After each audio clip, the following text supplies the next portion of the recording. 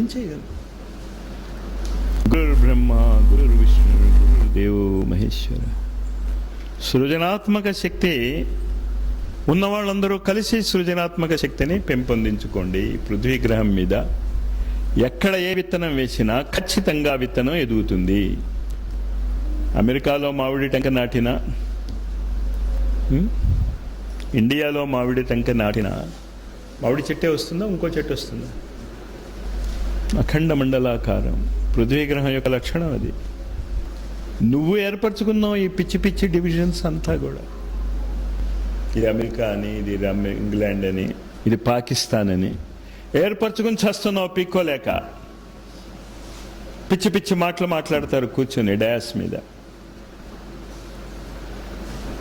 హిందూ ధర్మం నాశనం అయిపోతుందిట. చచ్చిన హిందూ ధర్మం నాశనం అవ్వదు. You can't. హిందూ ధర్మాన్ని ఎవడు నాశనం చేయలేడు. మిగతా ధర్మాలు ఎందుకు నాశనం అవుతాయంటే అవి ధర్మాలు కావు. They are unnatural. ఒక వ్యక్తి ద్వారా స్థాపించబడినటువంటి ధర్మాలు అవి. వ్యక్తి ఎప్పుడూ ట్రాన్షియంటే, నశ్వరుడే. కానీ సనాతన ధర్మము నాశనము లేనటువంటిది. దాన్ని నువ్వేం చంపుతావు, దాన్ని నువ్వేం ఉద్ధరిస్తావు? అవగాహన కావాలి, అవగాహన కావాలి.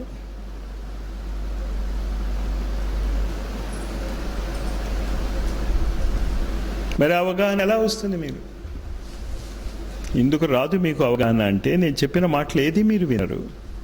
ఇది మీరు అంతా నేను